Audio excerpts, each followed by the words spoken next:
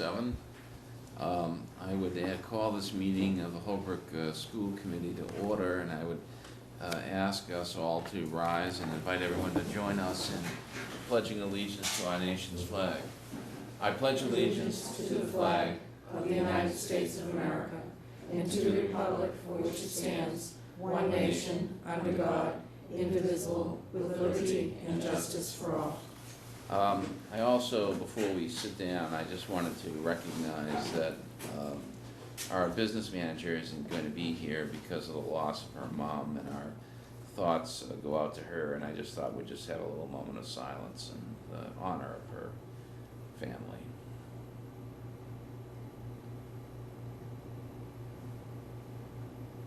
Thank you. Okay, we'll now turn to citizens' concerns, and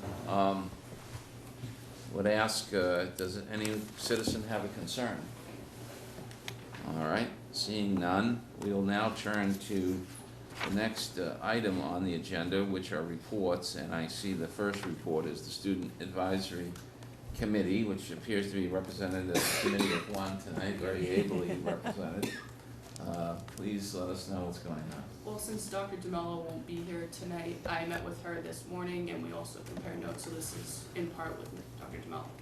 So I will start with academics. The honors chemistry class, which I'm in, we went to the Biogen Community Lab in Cambridge, which was amazing. I always love going to Biogen, probably one of the best field trips I've ever been on, very informative, loved it. Probably the reason why I want to go into a certain career now. That's great. Harvard Model Congress happened, I believe, last month, and just a little info on that. It is the largest model congress in the world, and what it is, it's a role play of like different government positions, and people come from all around the world to participate. The mock park test was done today with the 7th, 8th grade only. I wasn't told how it went, but I heard that it is a little harder than MCAS, so hopefully it went well. The 10th grade is ready for MCAS, I've been told, so hopefully they do well. Keep increasing the scores. New semester started, so nice clean slate for people to get their grades back in order. MCAS testing on the 23rd, so hopefully all of that preparation will lead the students to doing well. Information went home to parents for the next several weeks for 7th, 8th, and 9th grade students who will be involved in Bulldog Academy after school, so help with homework and such. And then the newspaper club is going to the Boston Globe tomorrow, so I think that's the first time we've done that. Cool. So hopefully that'll give them like a broader view of how newspapers are made. And student government, the juniors ran a Red Sox ticket raffle to fundraise for prom, and the winner will be picked tonight. So hopefully, I think I've sold a couple tickets to most of you, so hopefully you win. 9th graders sold lanyards. I also hope sell those as well. So hopefully that one will be $4 a piece if you're still interested. 10th graders sold candygrams for Valentine's Day. That always goes really well. And the National Honor Society, so the National Junior Honor Society and the National Honor Society are collecting clothes for the Salvation Army until April 1st. So if you have a chance, please donate as much as you can. And then, well, right now the parent-teacher conferences are happening, which of course you guys already know. Athletics, the boys had a 16-4 record and advanced into the playoffs to the 2nd round, and they did amazing. I didn't personally get to watch a lot of the games because I play basketball as well, but the team has excelled and they've been doing amazing, and I know they have a lot of returning players that will continue that. The girls, we do not do as well, but that's due to a lot of extenuating circumstances, so hopefully we'll make a comeback next season. It's a rebuilding year. Yeah, hopefully a lot of rebuilding. And some of the students, as you know, from Holbrook play for the Blue Hills hockey team, and one of our own, Joey Golden, was awarded the Hobie Baker Award for sportsmanship. So that's always a key part to playing sports, is the sportsmanship, so shout out to him. And then spring sports will be starting on the 21st, so that'll be track, softball, baseball. Can I interrupt for 1 second, because I'm not going to say it, but Danielle was named an all-star for basketball. As it should be. We're going to be representing Holbrook on St. Patrick's Day at the All-Star Game. So Yes, congratulations. great. sorry, it's Yeah. it's rough, but I. Well, no, That was where a- and when? Good job. Right. It is at Southeastern Regional, and it's at I think it's 5:30, 5:30? 5 or 5:30 for girls and the boys to fall. Yep. Is it 5 and 7 or 5:30 and 7? 5 and 6:30. 5 and 6:30. So Could you miss- send us Okay. an email with the details? I will. In case Yeah. people wanna go? That'd be great. Congratulations, that's Thank you. terrific, yeah. I did not see that. She's so humble. And performing arts, Mary Poppins is coming up, and I know if some of you watched during the showcase, they did a wonderful performance on the stairs, Yeah. and I'm actually really looking forward. Probably be my first over production that I will see, so I'm looking forward to watching that. Miss Cleggett ran a depression seminar called Breaking Free from Depression, and I think that's something that is nice to spread around to like the ninth graders so they know growing up and the school system that we're aware of this issue and that if you need help, we're here to help. It was created by the Boston Children's Hospital and it was for 3 days. The mattress fundraiser went well for robotics, which was this past Sunday. Sunday, yep. Yeah. And I think it did go well, so hopefully they raised a lot of money. And then the volleyball alumni game is the 18th, and that is very fun, and I will be there as well, so Of course. hope to see you there. That's it. Thank you. Thank Thank you very That's much. That was very comprehensive. informative and very laudatory on your part.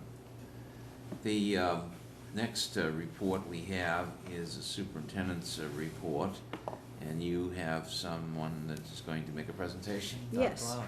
We're very fortunate to have Professor Jenny Kane with us tonight, and she was a former Holbrook teacher and had many people's children who are here, and somebody's sister. And so she has a great connection with the district, and because of that connection, we're fortunate that now that she's a professor at Bridgewater State, she is bringing to us a program she's brought to us for the last 8 years that has helped our students with their reading development. So we'd love to hear about the program again, and here, why don't you take that? Oh, So, well, back you. again. You're welcome. Great to see you.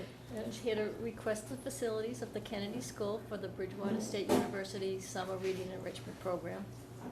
It's Bridgewater's Summer Session 2, which will occur between Tuesday, July 12th and Thursday, August 11th. And we'd like to use the building from 7:30 to 2, if that's possible. So, Professor Kane, can you, for those that aren't familiar with it, explain a little bit about what goes on? It's a very exciting program. I work with, I teach the master's candidates. They're enrolled in 2 courses concurrently. One is on literacy development and the other one is on assessment. And as part of the coursework, they have to complete field work with children. So that's why we like to come to the Kennedy School, because we have children available to us in a nice classroom situation. So I work with my grad students for an hour or so in the morning, and then they meet with the children from 9:30 to 11, and they do some assessments with them. They pick one child for a case study student, and then they engage all the children in literacy activities that are research-based and considered best practice. Well, I just want to say, and I'm going to ask that, I'm sure there's no objection, and we'll also make this an action item.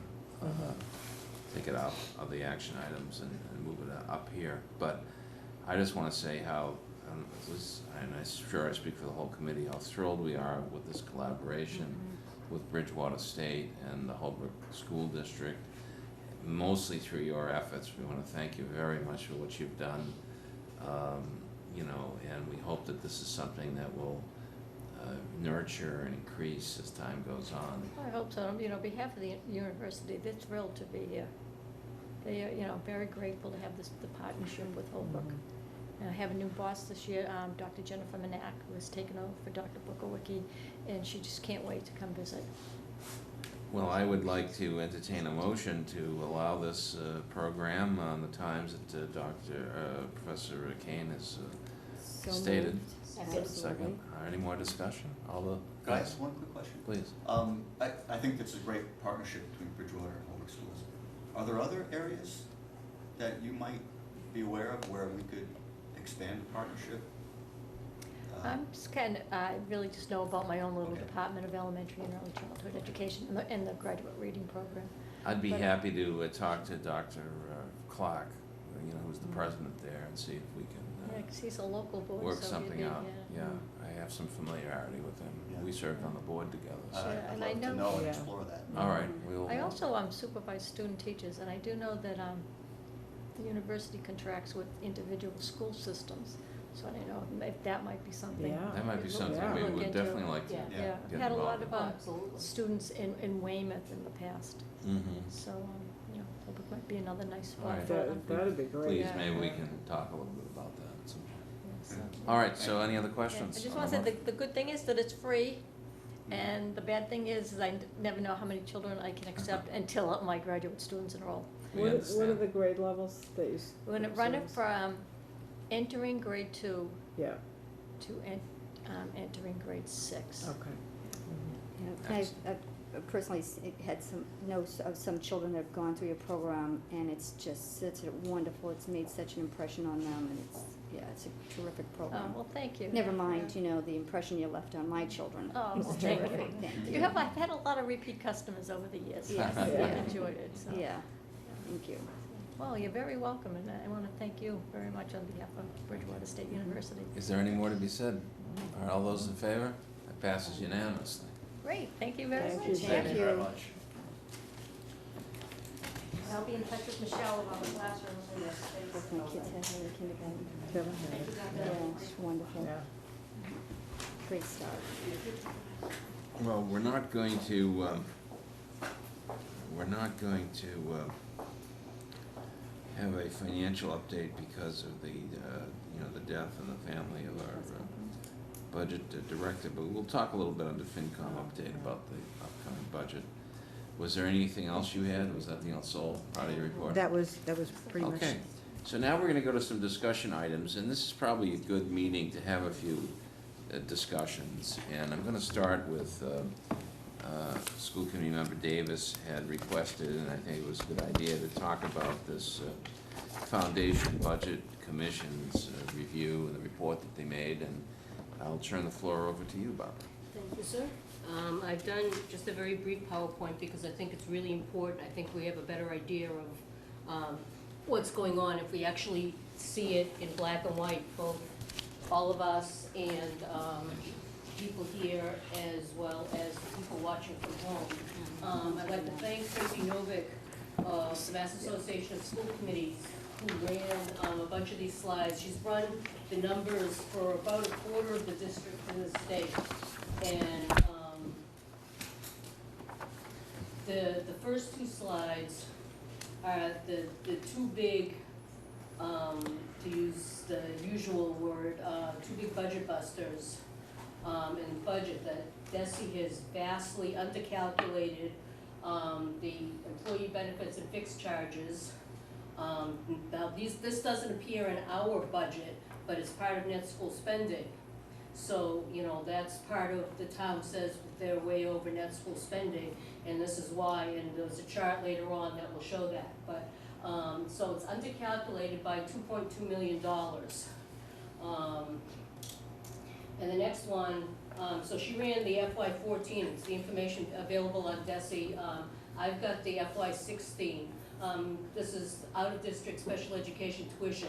Special ed's not in these slides because that crosses all the different budget categories. However, our out-of-district tuition for this fiscal year is undercalculated by $1.6 million. So that, DESI is saying we should be spending just under $300,000 on special ed, and we're spending a lot more. So, between those two items, there's $4 million that the state is undercalculating. And, we're not alone. Just, classroom teachers are underfunded by $568,000 in '04, and just, again, I ran the FY16 because I don't want people saying, well, this is 3-year-old data. And the numbers are markedly similar for FY16. And, you know, because of the undercalculations, that's gonna drive the whole rest of the budget, so hence a lot of the other items are underfunded. Other teaching, underfunded by $564,000 in FY '14, and by $595,000 in FY '16. Now, this is just the general fund, it's not any grant or other monies that we use to supplement. This is just the general fund versus the foundation budget. Instructional materials and technology, same thing in 14 and in FY '16. And you know, the numbers between FY '14 and FY '16 are very similar. And operations and maintenance, which is another category that's generally unfunded across the state. Like I said, she's run the information on about a quarter of the school districts. And there's the FY '16. Professional development, underfunded by almost $160,000. And the same thing for this year. And now, here's where, you know, the town is saying that, you know, we're over net school spending. Well, frankly, at this point, 20 years after every reform, everybody's over at net school spending in various amounts. And as you can see, Holbrook's in the red. It ranges in the cities that are 1% and 3%, all the way over to Avon on the far right, which is 56% over net school spending. So thank you, Beth, for these numbers. And so, you know, we're really, if you compare it with the other South Shore towns, we're kind of on the lower end of how much over. We're only a little bit over net school spending compared to some other districts. Here's a list of communities that have supported the resolution calling for full funding of the Foundation Budget Review Commission's recommendation, which is mostly the special ed and the employee benefits, because those are the big items. They're slightly out of alphabetical order because a bunch of them voted the past couple nights after I did the slide. Many of them are passing them on to their boards of selectmen or city council, as well as finance committee. Excuse me. But Tracy basically said that you'd have to be 45% or more over net school spending to be properly funding like the operations, maintenance, and instructional materials. That's been her experience, having run about 25% of the districts. And, you know, all these undercalculations are, you know, driving the rest of the budget. So that's the little PowerPoint, and so we can see that our numbers, and, you know, gee, even if the Foundation Budget Review Commission's gets instituted, you know, a little at a time. I think it said, you know, 25% the first year. Certainly an extra $1 million to offset those two items would be something that will be really useful, you know, to us. So, I mean, I would like to, I know the vote itself isn't on here, but I'd like to have us consider supporting that resolution. I think the strength in numbers, and with the school committee day on the Hill coming up the end of April, it would be good information to, you know, add to the list. I know a bunch of other districts are voting, you know, this week and next week. And then, you know, perhaps we can even pass it along to the Board of Selectmen for their support, because certainly they would also like some relief from some of these budget items.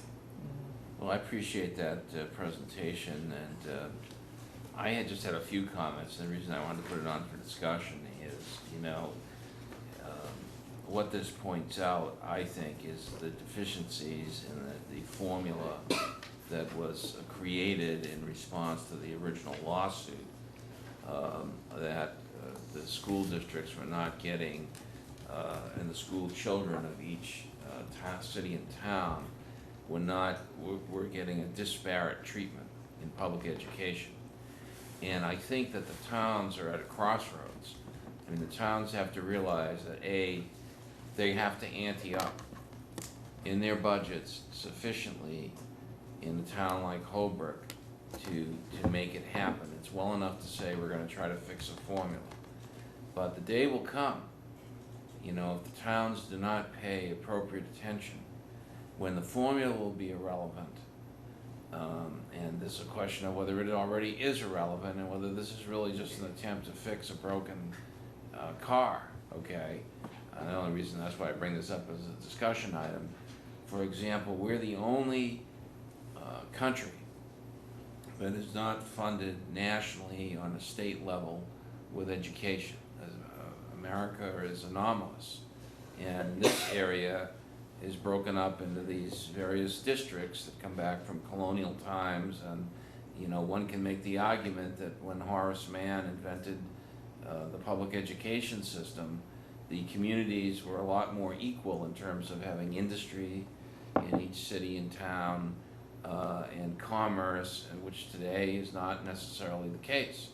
So the real challenge for people is to look at this thing clearly and realistically, and part of that is going to be able to say, okay, this is the system we have right now. I don't know that I don't believe there is a political will to change it, even though I personally think at some point it should be changed in a radical way to bring fairness to public education. And the reason I bring this up is I think maybe when we talk to these other cities and towns, it might be nice to bring this discussion up as well. You know, is this a fair and meaningful way to provide public education? But in the meantime, it's absolutely essential that the community afford as many dollars as they can to a public education budget, because this town is going to be left behind, and we're going to be in an anomaly where we're building a new building where the will of the people in this town is to build that, and we're not adequately funding this. If you're going to have a first class school, it doesn't make any sense to have a fourth class budget. And we'll talk a little bit more about this in terms of our last meeting with the Finance Committee, but I want to thank Barbara for bringing this up, and I'm certainly open to more discussion on it, and we definitely will put it on for an action item at our next meeting. Okay, I actually even filled out the form for you. So, would anyone else like to comment on it? Well, I think that it makes perfect sense that the formula has to be looked at. And the issues that you brought forth are not just Holbrook. Oh, good. It's statewide, that's how this initiative got going, so, you know, it's time that a united voice speaks. And, you know, hence the resolution which came out of the Suburban Coalition. And, I mean, as a chair, you can do what you want. I'm not sure that it serves any purpose to wait 2 weeks to vote on it, but that's just me. And, you know, because then we can pass it along and hope that we can get the Board of Selectmen to support it as well. Again, presenting a united front, the whole town, sending it on up to the legislative delegation. I know Senator Keenan is Well, I has do signed agree, on but to this. I do honestly think that it's more than just fixing the formula. I mean, I think that we have to examine that, and we have to speak out loud and clear about the whole point of education itself. And I'm in favor of this, don't get me wrong, for what it's doing. But I have a problem with that formula. I don't know that formula was in the best interest of the cities and towns and has served well. Well, I know we're trying to fix it here. In a sense, one can argue this is an attempt to fix the formula if you looked at it in a different manner, and that's the only point I'm making. So, you know, I think when we do vote on it, I would like to maybe have a component about it where there is some inquiry made, that we've made a note of that it's more than just backing this thing, but we're also asking them to take a second look at this issue as a whole, because I think it's very important. And By the same token, the formula cannot be used as an excuse for the towns not to do its fair share. The town has to do its fair share, and that's under the current formula. And I certainly don't want somebody to say, well, oh, the formula's defective, so therefore we don't have to do our fair share either. So, I wanna be able to make all of those different points clear. That's why I thought we'd have a discussion first and talk about it, and And I know other districts have modified the resolution. I know, and I don't know what it is, Cambridge but. did. And Yes, yeah, but- Cambridge was presenting a modified version at their next meeting. Yeah. Right. And, Yeah, I'd like to Hingham- see that, Hingham try to do did. that, yeah. I haven't seen Hingham's version. They've only posted the, the standard. Right.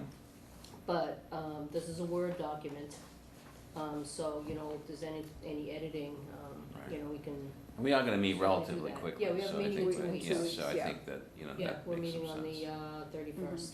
I just want to thank you for the presentation. Clearly the foundation budget hasn't been working, and we've all known that. And, it's spelled out here as well, and it's more reason why, the towns, have to step up because the formula isn't working. Right, but seeing it in black and white as Right. opposed to the generics and the Right. foundation. This additional in the information. report, Mhm. it's really eye-opening, Mhm. the under calculations. Mhm. It's And- really scary. And, although, we recognize that, we do need the support from the town, the efforts need to take place to fix the foundation budget, because the formula is not working. And I know that the Foundation Budget Review Commission Mhm. worked really hard. They Yeah. had days and days of hearings and, Mhm. the education They did. subcommittee of the legislature, they're Mhm. great elected officials, and The advisory board, as Oh, well yeah, as the they've, commission members, and, cross-discipline, and well-informed folks, as well as, information from the public hearings across the state. And, the fact of the matter is that the governor increased chapter 70 by 1.6%. And used a negative inflation rate. I mean, that might be fine in business, but it doesn't work in education. You can't use those kind of formulas in education. And, the fact is that even a 2.5% increase for probably 90% of school districts is a cut. There was a huge walkout yesterday, or the other day. Boston Public School students walked out of classes, and this huge demonstration on Boston Common. And because they get it, they know that even if the Boston Public Schools budget goes up, it's not going up by the amount of the increases, just like our budget. And they get it, and they were very eloquent at the hearing yesterday. And I don't know, the other item that's going on, and that was also at the hearing yesterday or the other day, was is to keep the cap on charter schools, because that's where a lot of other money is disappearing from the public school budgets. And, have a different way of funding and keeping the cap, and we might wanna consider signing on to that resolution as well, to ensure that the maximum amount of money comes from the state, in addition to the town doing its fair share, but that the maximum comes to the local public school districts. Interesting. All right, is there any more to be said on this? Great. Well, there'll be more to be said in the next couple of weeks, and we'll try to work on that proposed motion. Thank you. I'd now like to talk about the FinCom update. As you know, they had a FinCom meeting where the budget was supposedly presented for discussion. And I have to say, I was very disappointed with the Finance Committee. I was very disappointed that they seem to have a preconceived notion that they did not vote on a specific amount, so I don't want to misstate what took place in terms of what they thought would be there, and I think they were prudent to do that, and I compliment them on that, and I did compliment them on their volunteer efforts. But, you know, when certain statements were made about, for example, the teachers, and it was like it was a gospel, and I think we tried to make a good faith attempt to share with them other information that we had, just the adamant refusal to even hear it. I just found it very disappointing. I thought it was very unfair to the town. You know, a speech may sound great, but you have to open it up to the marketplace of ideas. And, you know, to just sort of cut that off, I felt bad for them because it deprived them of information we were willing to share. So I thought we might share a little bit of it today as part of this. And Beth had a couple of dashboards. Maybe this is Yeah, a good I time opened it to up. show those, Yeah. if you would, Beth. Yeah. So we've talked a lot about working on getting some dashboards that we can use, and the budget discussion prompted me to start doing a little research. So, I was looking at, first of all, as far as dashboards, I'm thinking it's going to be, not only budget wanna do the slideshow? information, but, oh, it's probably, yeah, it's. Is that what Up to you top. want? Slideshow. Up the top where it says slideshow, Over to the, up at the Right top. here. Where it says, Right here. sorry. and then from beginning. Yeah. Yeah, isn't that kind of fun? Yeah.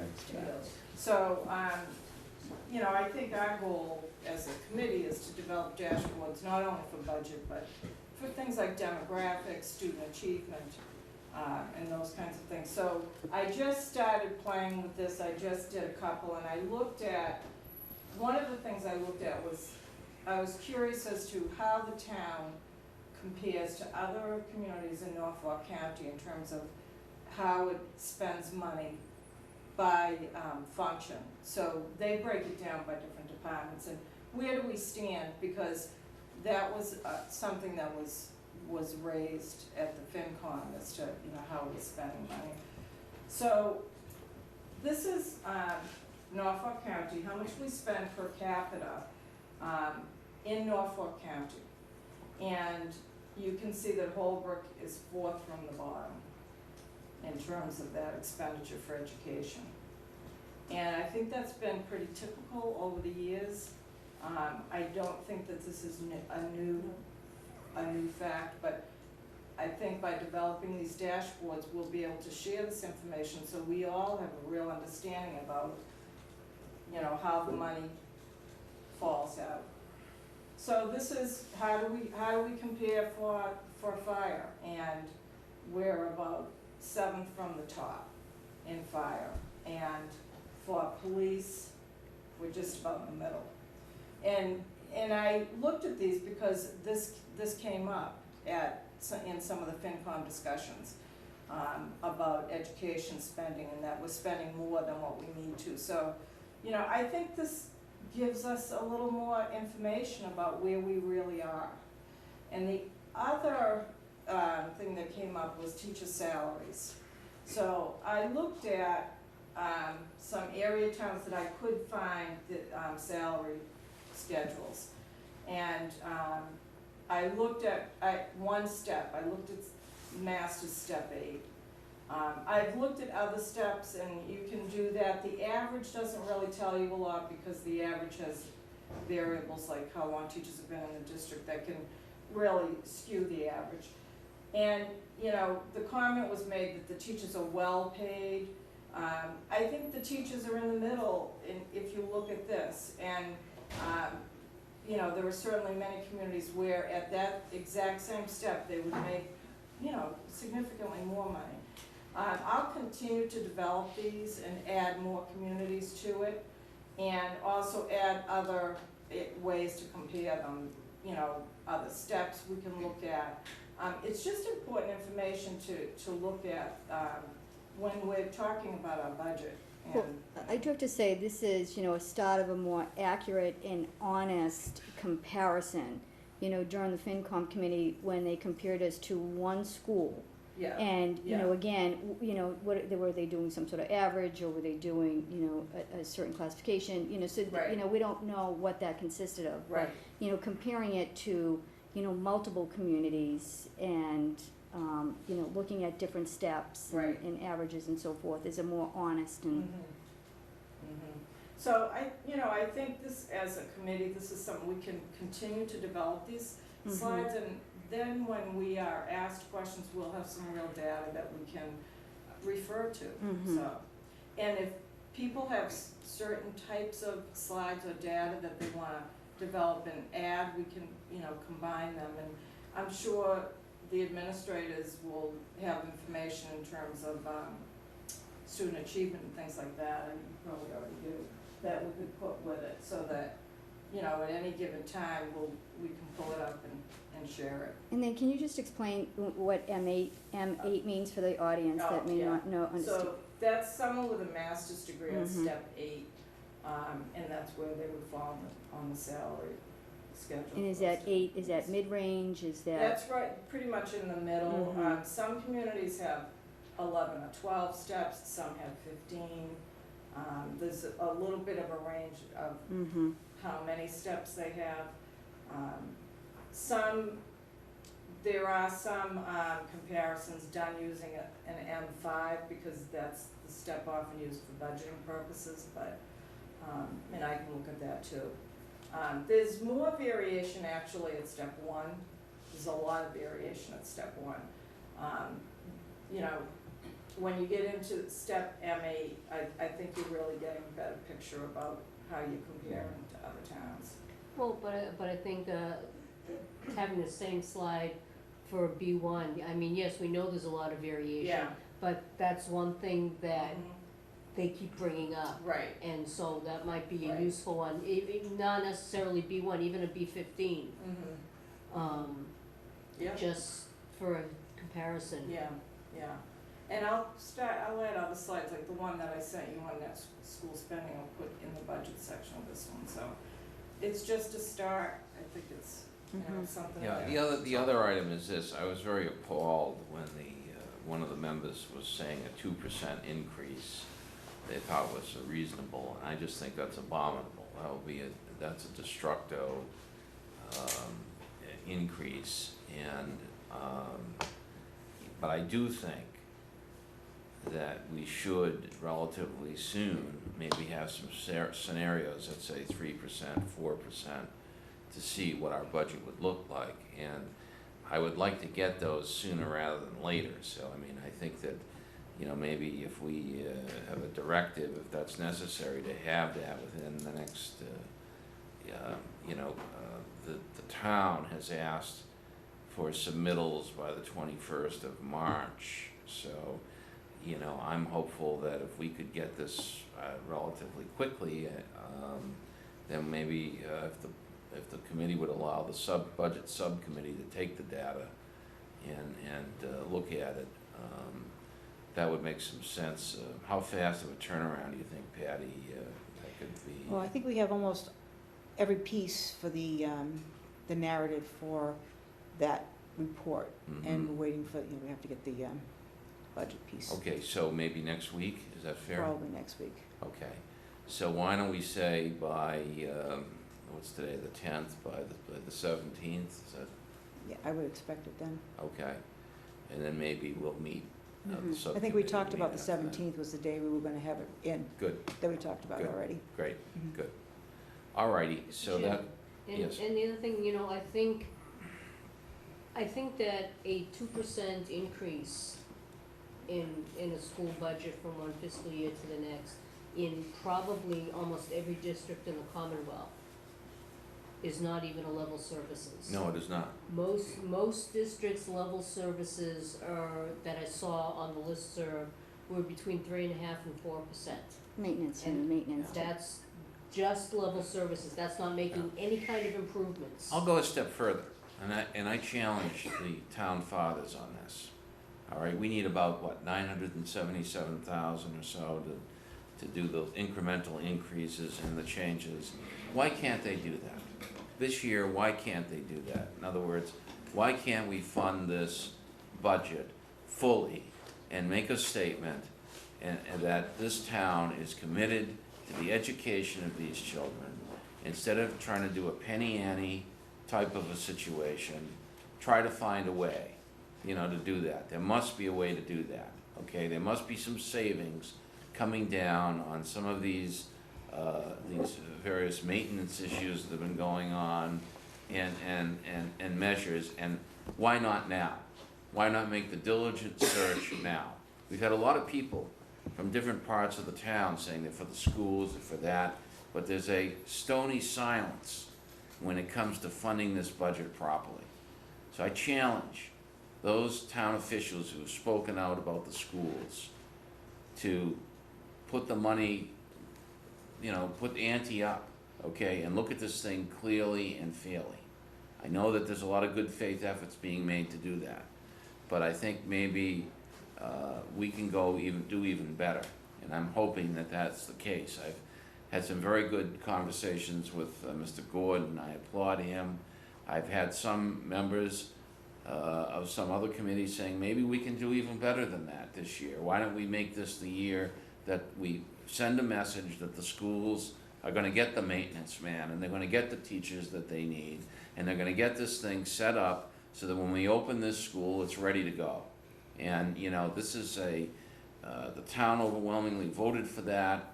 I think it's fair to do that, and I think over time, there are a lot of pieces of this puzzle that's nobody's questioned. For example, there are pensions that are based on the county level in a certain number of years that could have been spread out longer. There would have been savings to the towns. So, we can have a broad-based coalition and discussion with everybody in this town, no matter what offices they serve, instead of just saying no. Instead of just assuming what they've assumed every single year, to think outside of the box and a little bit more progressively in terms of what the needs are here. Because if we don't hang together, we're going to hang separately. And the worst thing we can do is have this building and it's not properly set up. People aren't expecting that. They're expecting that the town comes up with the best, and they're expecting the best, and I don't know that same old is proper here. I don't know how the rest of the committee feels about it. I'm sorry to be so passionate about it, but I just believe we're at a crossroads here, and that we should all make a concerted effort to urge people to do the best that they can. I just want to remind you that we set that budget subcommittee meeting. I don't know if you told Nancy, but it's at 4 o'clock on the 17th, where we're going to have that report ready. Okay. We talked about that the other day, so if you can do that. Thank you. That'd be great. Okay, so now we will turn to the school choice.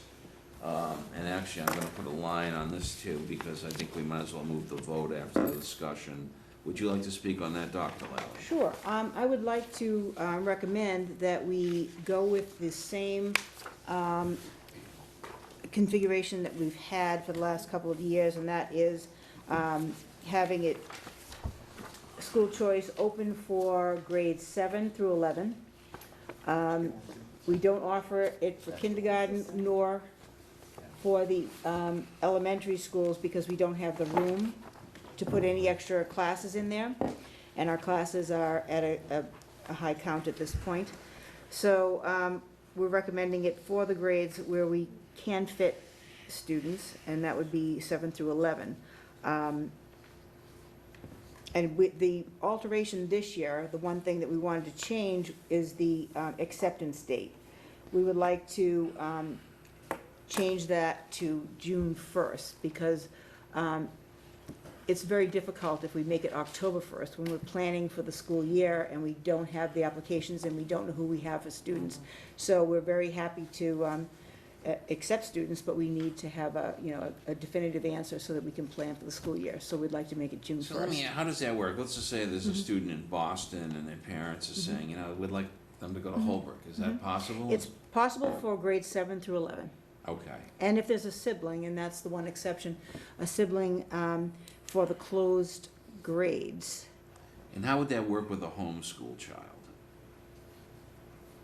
Is it any different? They don't, attend school, so there's No, I mean if they wanted to attend a school, let's say they decided where homeschooling is over and we wanna go Oh, into. right, then they There's no could, issue there. no, Okay. they have to show us their curriculum and all, Credentials. yeah, And in that case, the sending district is still the district where they live. yes. Interesting. All right, well, since we also have this under the votes, why don't we take it out of order? Would anyone like to make a motion to accept the recommendation of Dr. Lally with regard to school choice? So moved. Second. Okay, is there any further discussion? I just Yes, have Mr. another Flanagan. Sure. question. Can we talk a little bit about the plan going forward as we transition to the new building? Do you have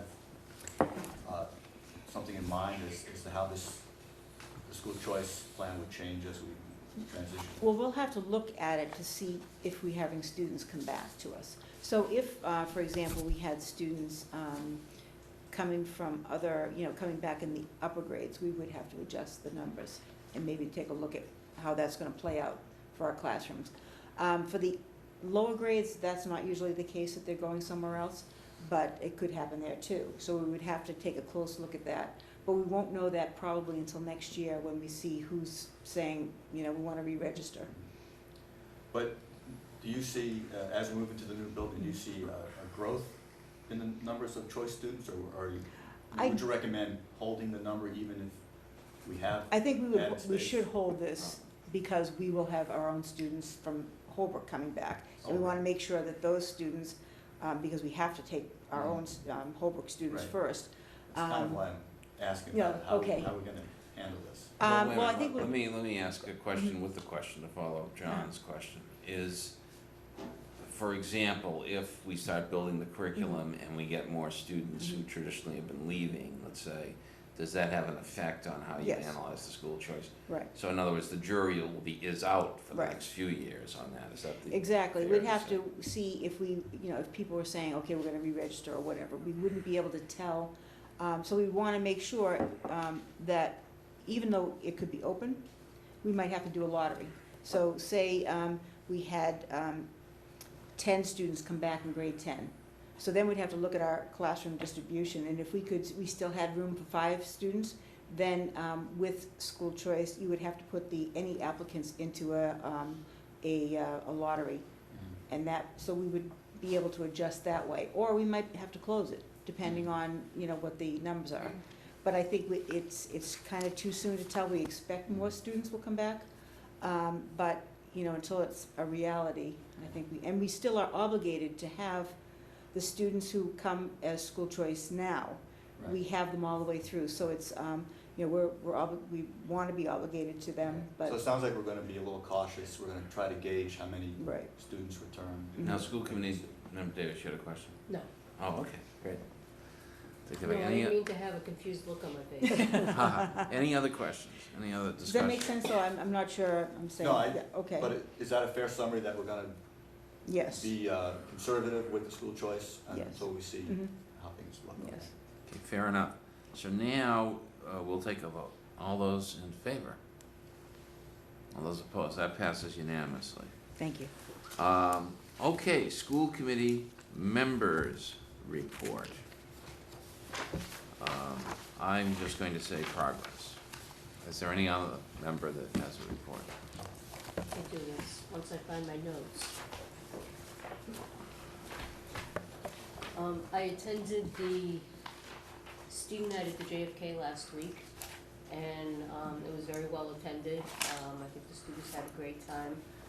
They did similar projects as the last time, which was, building boats, and first they had to float, but also to see how many pennies they would hold. And the other thing was, building a tower, and they would see how tall with toothpicks and gumdrops and marshmallows. And then there was some art projects, in the other room as well, and I think everybody had a great time. And, I know we talked about the musical's April 1st and 2nd, it's Mary Poppins, there are shows Friday and Saturday night at 7, and Saturday afternoon at 2. April 8th is the high school parent group circus. Back for, it's usually in February, but they kind of bumped it a little. And just as a heads up, and Beth and I will fine tune it, but just a heads up, the topping off or topping out ceremony for the last piece of steel for the new building is April 19th. And so we'll have all the details at the next meeting, but just for everybody to put it in your file. Okay, any other members' reports? Okay, now we'll go to those Are you done? school subcommittee Yes. reports. Any school subcommittee reports? I have one, and which is that John and I just attended the Holbrook School Maintenance Advisory Board meeting.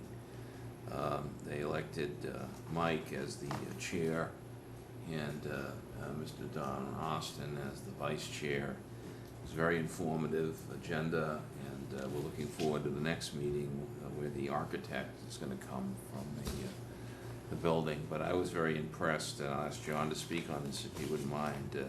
I was very impressed with the enthusiasm of the parent representatives, the one who came a little late, and also we are fortunate to have a member who's a building commissioner of a city, and also a fellow who's been was very active in real estate on this, and I look forward to hearing what they have to say, and I'm sure Mike found it very informative. Yeah, I did too, and I like the comment that it seems to be a very well-rounded committee, a lot of different perspectives represented, including from the building and maintenance perspective to parents and to people who've had a lot of experience in the district watching the schools over the years, and also a lot of interest and enthusiasm. So I hope it'll be helpful to you, Mike, over the years to come. So it was good. Well, I think again, it's just a reaffirmation of our commitment to the maintenance of the school district, and I do appreciate everyone's efforts. Are there any other subcommittee member reports? Okay, alrighty. Now we'll go to the action items, and we'll turn to, we've done school choice, we'll turn to the Turner Scholarship update. This is an update, I guess. Yes, and I'd like a vote, if we Okay, could. sure. Vote on accepting the scholarship. I think you got copies of the scholarship, what the attorneys have drawn up, so we need to sign the letter, stating that we will be awarding scholarships to students and until the fund runs out. And we need to invest, we have to put the money in the bank, so we'll call the treasurer's office and see what we can do to get an account. And our attorney recommended that we don't put stipulations on the scholarship, because then it could be at some point you have nobody who qualifies for that account. So if you said, a student who's going into physical education, now you might not have somebody that year, so then that scholarship wouldn't be given, and they would like to see that it's given every year in the future. So, while it would be nice to earmark it for something in particular, there may be nobody eligible when you're giving out the scholarship, so they didn't want us, so our attorney didn't want us to do that, because then we wouldn't meet the stipulations of the scholarship. And Is then that the we might form? lose You know it. that there? Let me just see that for 1 second. Sure. No, let me I think this is- have it for some reason. Thank you. I did look at this earlier. Yeah, it's pretty straightforward. I think they just want to make sure that we give it out every year, and that's the problem, that we might not be able to if we Okay, if we so why don't we stipulate. make a motion to approve the Turner Scholarship? Is it the Turner? It's the, Is this Phyllis Tannis? It's Tanner, Tanner, isn't it? right. Turner, right, Tanner. So this is, what's? So so Phyllis this is- Tanner, it shouldn't be this is a Turner, typo. that's Bridget, a what's public the, library. is the Turner is that the Yeah. group? I mean, is that the lawyer? What is the No, Turner it's- thing? It's Phyllis Tanner, okay. Right, but it's Jack Satter Trust. But it's going to be Yeah. called, is it going to be called the Tannis Phyllis Scholarship? Tanner. Yeah. In memory of Phyllis Right. Tanner. Memory of Phyllis Tanner. scholarship. Well, the scholarship in memory of It Phyllis says what? Tanner. Why don't we just say that? Scholarship in memory of Oh, Phyllis who's it, Tanner. whose turn, do we know? Maybe a typo? I don't know. Uh, Or is it? We'll Does- know how autocorrect It doesn't really matter, because we're gonna vote in scholarship in memory of Phyllis Tanner. Okay, Yeah. scholarship fund. Is there a second? Second. Okay, I guess I made that motion. Mhm. And we'll authorize the signature either of the chairman or the superintendent, whichever is appropriate. Any more discussion on this? All those in favor? That passes unanimously. I will draft a thank you note too, on that. We've done the Bridgewater State summer reading. We're now going to do the, CHOMS Collaborative Agreement Amendment. Would you like to speak on that, Dr. Lally? Right, the CHOMS agreement that was signed already did not contain the clause about non-attendance at meetings. So we've had issues with people showing up, so we'd have a quorum for discussions. And so this piece was put in because a lot of districts have it, so that there are certain steps to be taken if someone doesn't show up for a certain amount of meetings. And we thought that was wise because we had that situation, and it's hard to get somebody to come if they just keep saying they can't make it. And so this kind of puts some teeth into that and will help us get people to the table. And you're recommending this? I am, yes. Okay. Is there any more discussion to be said on this? Would someone make a motion to approve the amendment? Any second? Second. Okay, any further discussion? And we'll also authorize either myself or Dr. Lally, whichever appropriate, to sign whatever documents need to be signed. Thank you. All those in favor? That passes unanimously. The next item on the minutes, we're going to defer those to the next meeting, now, we'll turn now to old business. Is there any old business? Okay, is there any new business? Okay, so we'll go to the order. I will entertain any motions. Motion to adjourn. So moved. Second. Okay, all those in favor? Aye. This meeting is adjourned.